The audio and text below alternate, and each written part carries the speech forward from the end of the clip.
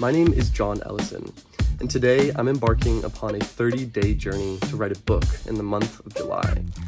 My inquiry is about the symbiotic future that I believe will ultimately emerge from this complex web of planetary crises that we face.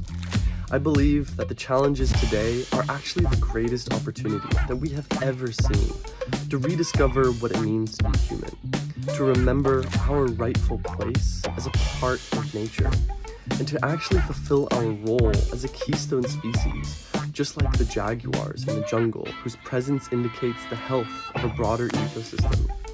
I think that we are being forced to remember who we really are, that we are all connected, that we are all relations, and that those barriers which divide us are actually an illusion that is meant to keep us apart, that is meant to keep us separate and small. And on the other side of these massive waves of challenges that we face, there is not only a brighter future for us, but for generations to come.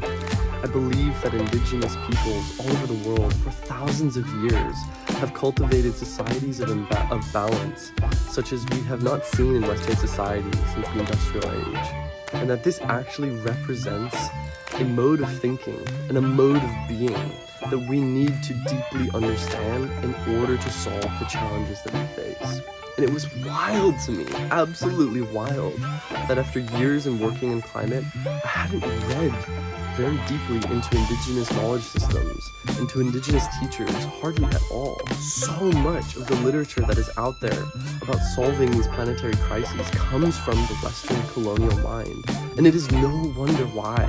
No matter what solutions we create, we are somehow replicating this model of the past that is extracting the resources in the world around us and even contributing to the imbalance of the world that we face. And so today I begin this journey by reading widely into a vast set of narrators from different parts of the globe who are contributing to this vision of a symbiotic future where people and the planet can live together in harmony. I'm reading at an inspectional level, as is described in Mortimer J. Adler's How to Read a Book. Not word for word, not page for page, just skimming the surface and really laying the landscape topographically of the ideas in these books to begin to understand where do I need to dive deep, what are the author's core ideas, and how can I begin to synthesize the story of planetary health for generations to come into a compelling narrative that can catch people at various stages of these crises and invite them to dream a new dream and to find their unique contribution in this symphony of regeneration.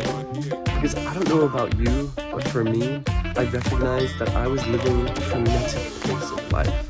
My mind was on this short-term attention span, fleeting from one idea and task to the next. But I wasn't finding moments of prolonged stillness and deep connection in nature. That I wasn't really deeply considering who I am and what I need to thrive on this beautiful earth. And to really make the most of this life, which is just the sliver in the timeline of human history and even the history of life itself. So I hope that you can join me on this journey, dip in here and there, and learn some of the sparks of inspiration as we together as a species wake up to our true calling, to be a cornerstone for life, to be co-creator on this beautiful and magnificent planet that we have been blessed to live. Thank you for your time. I hope you enjoy this process with me, and if anything resonates, I would love to hear from you. We'll see you on the other side.